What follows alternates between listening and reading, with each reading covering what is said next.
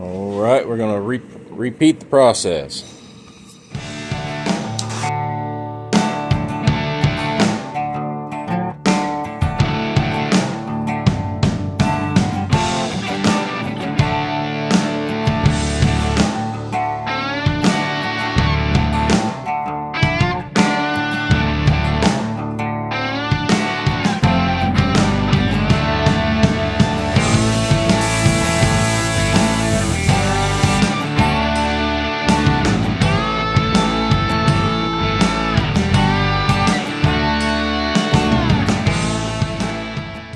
Appreciate you returning to see this build of the Jeep Wrangler YJ. If you've caught the first few videos, you've seen there's been a frame repair, fuel tank support pan / skid tank. We've done repairs on the floor, which are not fully complete, but all the welding, the seam sealer, that part is all taken care of. It's too cold outside to pressure wash. Although if it comes down to it, I will shove it back inside and then let it dry overnight. But anyway, the task for today is we really need to get the fuel filler neck taken care of. It's something I've been putting off. These are pre-molded hoses, and well, they're just not long enough for the 1¼ body lift, and I don't feel like trying to stretch them. And that being said, I tell you what, it's a bit of a struggle to find a fuel-rated filler neck hose. I couldn't find any. I'm going to put in a temporary fix, and it's just going to have to be good enough. So what do they say? I'm doing the wrong thing for the right reason. Anyway, I wanted to show you guys this. Check this out. The first Just Weld and Fab trucker-style hat. I'm very excited about it. Let me know if you guys are interested in this stuff. Also in the works of looking into getting some shirts made, as well as some more additional hats, and then I got some other ideas of things that I'd like to do as well to provide to you, those who enjoy my channel and are interested, who continue to follow me. So that's where we're at. Anyway, let's get back on it. I want to get the fuel hose taken care of today. I'd like to wrap up the brakes today. And then possibly get this thing running again. Not that it shouldn't run, but at least back to running where I can move it in and out of the garage, because that would help me a bunch. So I picked up some various hoses, pre-shaped in bins. This is part of the old filler neck. This as well, this is more of the vent, the fuel tank vent, for when you're filling, of which neither one are long enough, and they're about as hard as a rock now. So anyway, I picked up about 3 different types of hoses that I'm hoping I can make work. Use this stainless steel, I think it came off of a motorcycle or something, exhaust. It should hold up just fine to the fuel, and it'll allow me to twist and hopefully make these filler necks work. All right, enough said. Let's get at it. Let's get something done. All right, let's get some of this.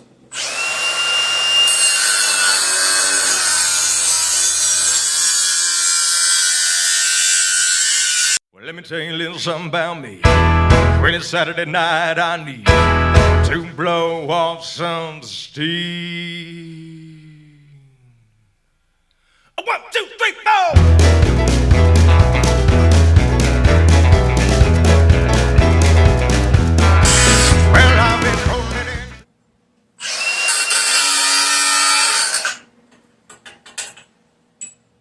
There's the second one. Rolling in 6 o'clock in Monday morning. From the end of the week, I'm bound to blow. Breeze walking through the hall. This is the space we're dealing with. There's the hose on there. There's the notch in the frame that I made to give me a little more clearance because of my setup. And there's the connection that I have to make. As you can see, the length of the hose is quite a bit longer, so I need to shorten it close to where that tag is, and that's where that little piece of tubing is going to come in. So let me get that marked where I think it's going to be cut, where it's best to cut it.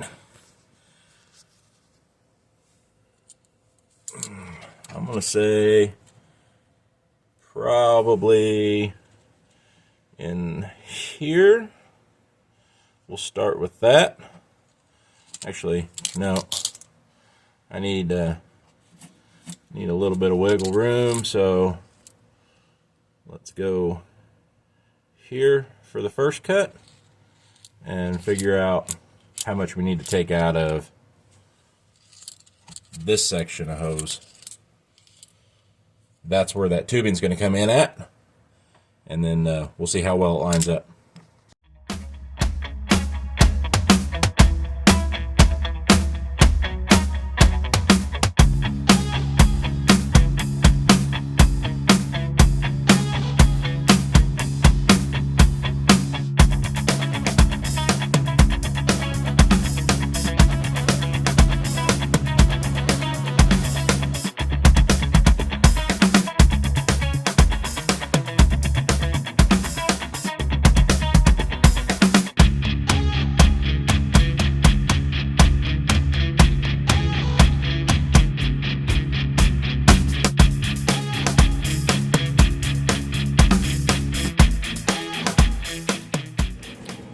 Alright, we're going to repeat the process.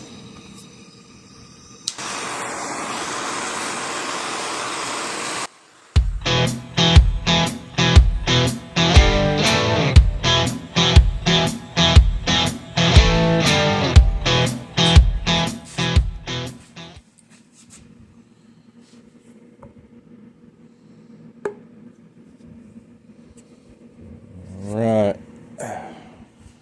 See, that should go in there. Ooh, that's hot.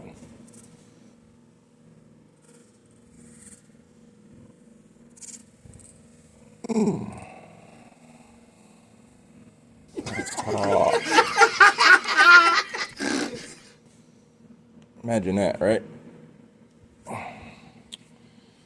Something like that almost.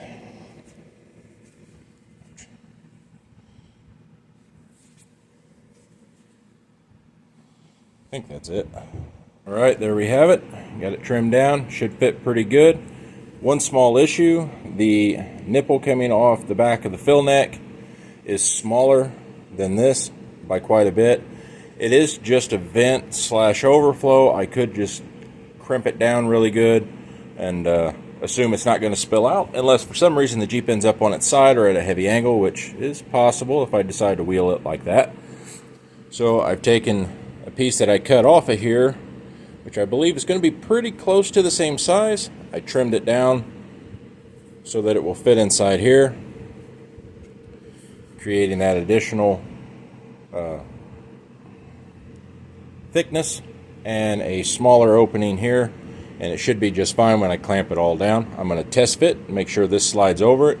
I think it will. If not, I'll come up with a new plan. Let me go see how this works. Fuel filler hose and overflow vent is installed. Sorry I didn't show you guys. There's barely enough room for me to get in here, let alone having you guys in here too. But it is all in. It is all fabricated, and it looks like it's clear and everything. I know it looks snug there, but I don't think it's going to rub. It's just hard for me to show you. There is just a slight gap in there. So next step is, unfortunately, I have to pull that back out.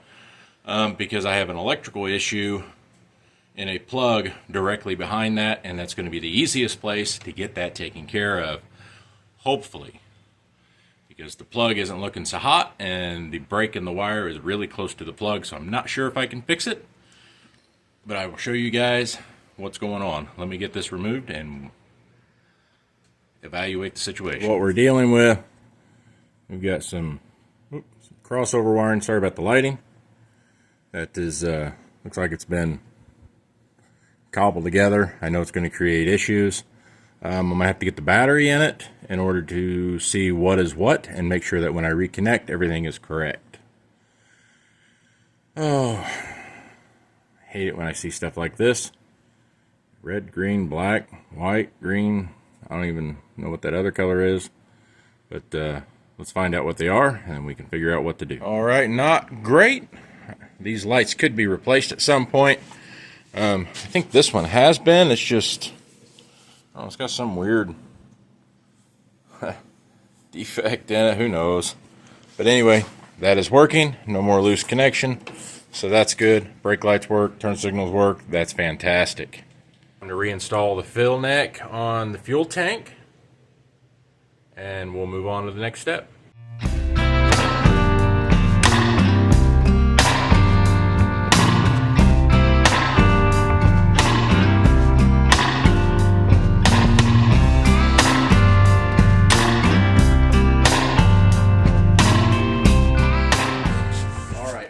We are to that point. I got the tools picked up out of the Jeep. They're now out of the way.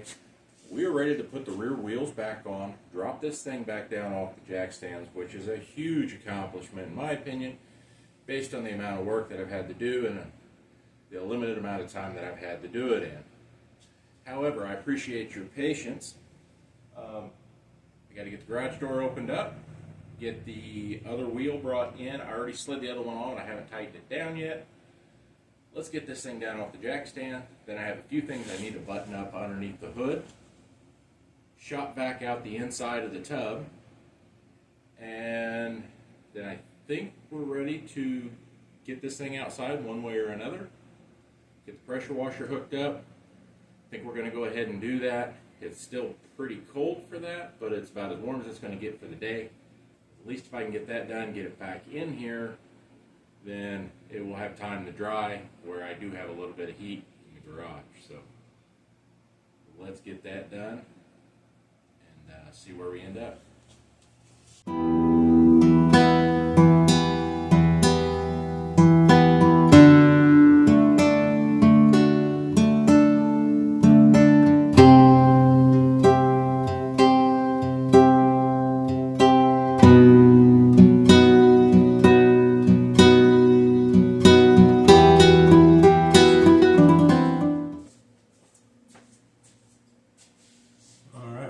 Step is to get this cradle piece that holds the air filter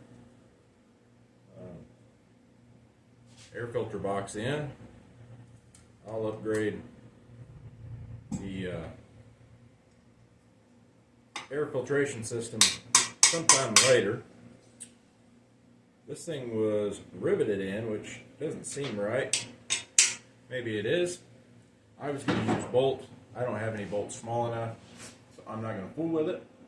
I'm just going to go ahead and put it back in the way it was when I took it out. Oh, man.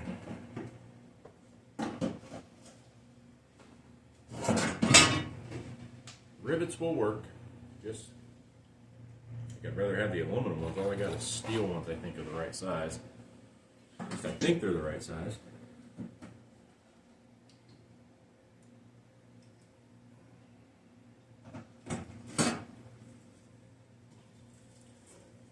To myself and hope they're the right size.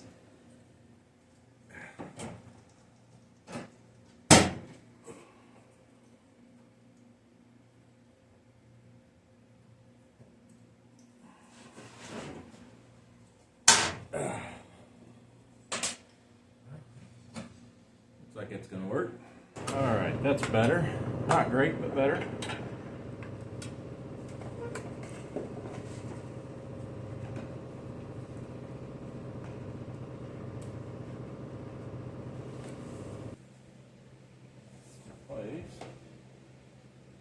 Just as good as it gets. This needs change, but I'm not going to worry about it right now because I don't have it.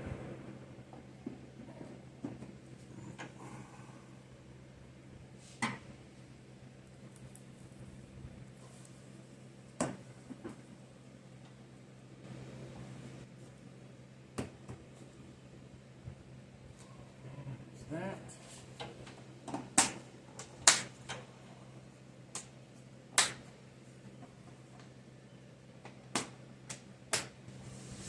So that's good. Should be gonna move that wire out of the way. Check the coolant. And I think this thing should fire up, double check the battery connections. Everything should fire back up. It's not like I had to do anything major to the engine. Although I do need to check the oil level because it leaked before I changed that sensor quite a bit once again. So I need to look at that. Alright, coolant level and hoses. Check the coolant level, make sure she's still all the way to the top.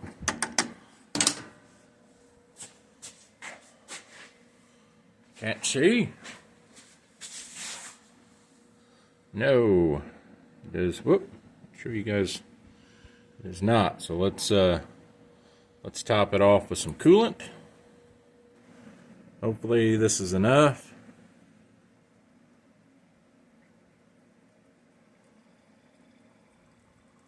If not, it's got a lot of antifreeze in it. We'll just add some water to top it off. Don't look like that's going to be enough. So I'm going to go grab some water. And we will finish topping this thing off. A new problem. So I put fuel in it. Everything was good. Got everything put back together underneath the hood that I was going to put back together. Turn the key to the on position. Eerie silence. Tried a couple of things. Long story short, for whatever reason, I've lost the fuel pump. Not really getting any power back there. I am getting a signal, it seems like, a low voltage signal, which I assume is for the fuel sending unit. But kind of pulling on the wires just randomly. I pulled some wires out of the wire loom just to get a better idea of the color so I can compare it to the wire diagram.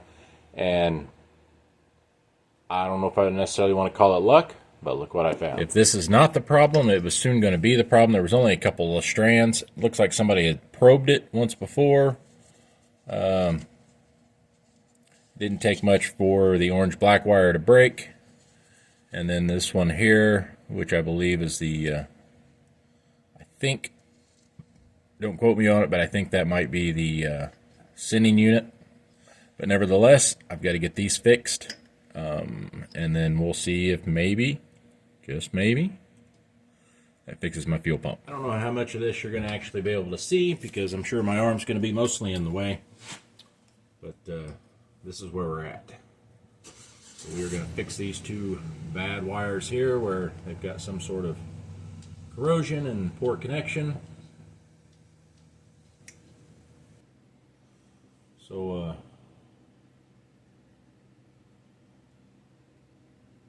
kind of projects are you guys working on? I mean, if you're watching this episode or watching this channel, this video, you're probably interested in a Jeep, or you have a Jeep, or whatever the case is. Of projects you guys working on. Don't be scared to drop it down in the comments. If you're not working on anything, maybe tell me what kind of vehicle or what kind of Jeep you had before, or maybe tell me, what was your first Jeep, or why you got rid of it, or just add it right down there in the comments. I think it's kind of cool to hear about those things. Seems like a lot of people have stories about Jeeps in some fashion. Sometimes good, sometimes bad, sometimes exciting. Don't be afraid to reminisce a little bit. Alright, before we shrink these, we're going to plug it back up. Fingers crossed, we hear a fuel pump. That would be fantastic at this point. If all is good, we'll shrink those connections. Let's see if we hear anything. Let me know.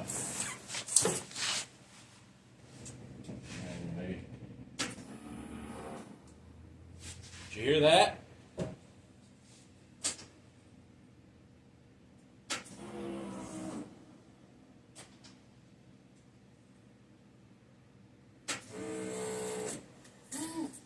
Uh-oh. I hear squirtage. I hear potential leaks. Maybe.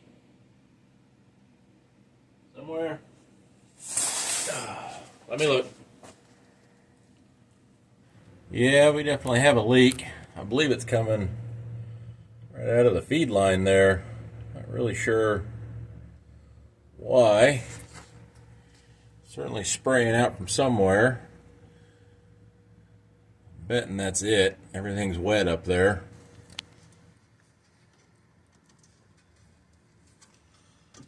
That might be it.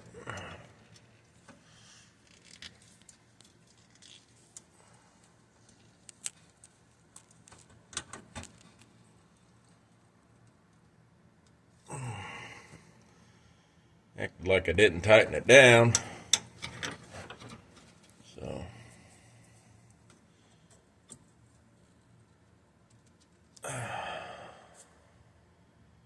we will try that. See if that works. All right, if I did things right, it should start up. Should hear the fuel pump. Oh, left that key on. There's the fuel pump.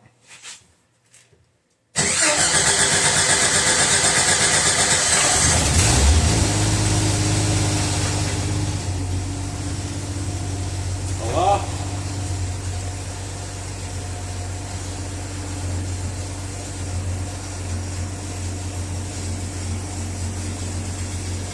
We are happening. Woo-hoo.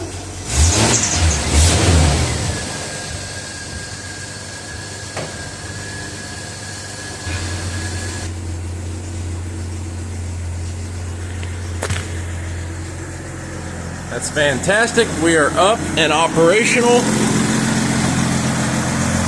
Engine's running. Coolant's bubbling. Fan shroud is clearing. Remember in the last video I showed you the extension of the fan shroud so that everything would line up after the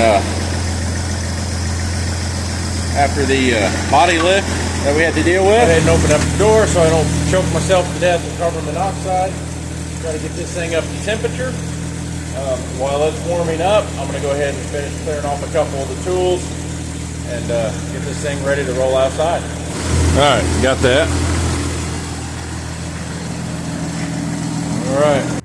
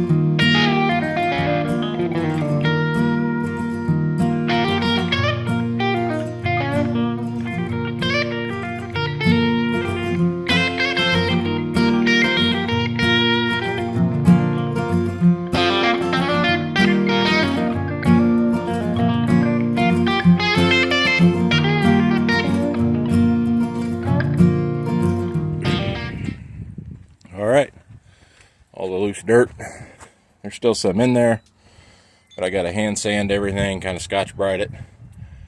The residual mud that was in there is pretty much broken up. Unfortunately, there's no good way to drain some of it, so I'm going to have to probably hit it with a shop vac and then put it back in the garage and let it drip dry. So my battery died and I wasn't able to kind of film some stuff until it charged up, because I'm a poor boy and I still use my phone to do everything that I do. Anyway, enough of that said, let me show you what I do have done. Blew everything out the best that I could. I still have some debris up this direction I'll have to take care of, but my primary focus for seam seal was toward the back, and any loose stuff that I could find. So there was like this coating on it that was starting to peel up. It wasn't adhered back here near as well, and I'm not really sure why that is. Up here it was holding better, so I left it alone. I need to wipe it all out. I removed some glue residue, not much. But it's going to take a little while for the seam sealer to set up. I touched up some spots that were kind of rusty. I cleaned them out, but I didn't really want to do a weld patch on them. I thought they'd be fine. So I just want to slow down the rust as much as possible and get to this point. But it is coming along and looking good. I got to allow this seam sealer to set up a little bit more before I can throw any paint on it. I probably shouldn't throw it on as early as I'm going to, but I'm not really concerned about it. It's going to be underneath everything, and it's not going to change or affect its ability to do what it was intended to do. So I'm not, like I said, I'm not concerned about that. But in the spirit of moving forward, I think it's time to try to move on to the next step, and that will be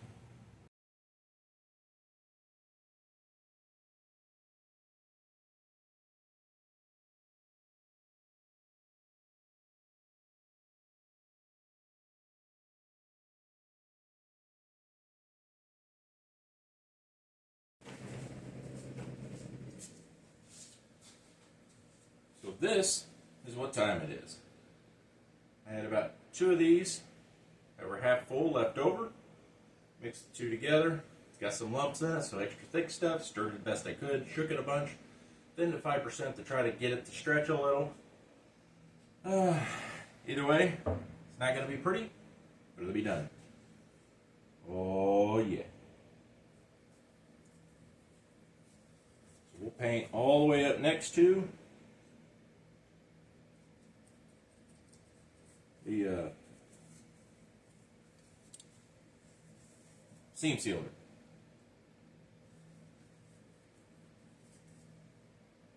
And I sanded this earlier, so it's as good as I'm going to make it.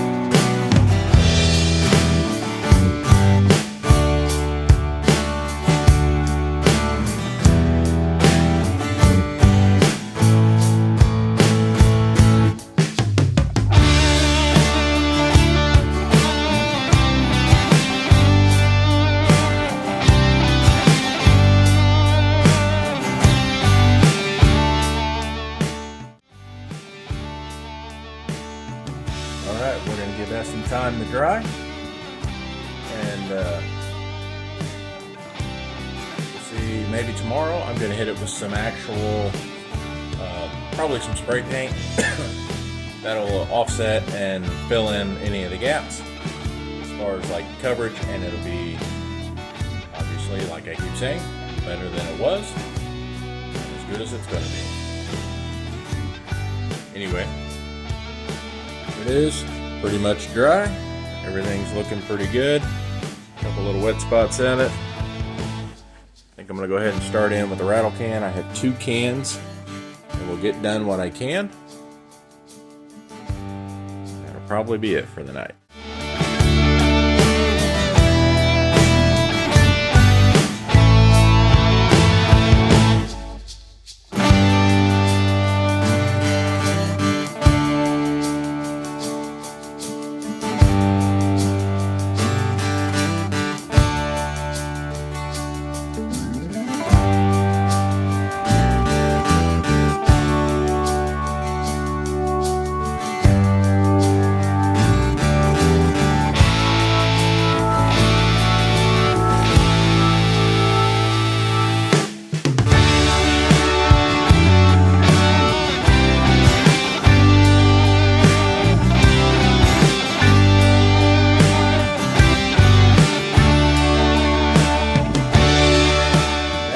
It for this video. Everything is painted on the inside. That's probably all that I'm going to do. In the next video, you'll see this already dry. We will start looking at adding the sound deadening mat to kind of quiet this thing down as it goes down the road, and any of the hurdles that come along with that. Be sure to like, follow, and subscribe for new content. Very much appreciate you guys. That's going to be it. Peace out.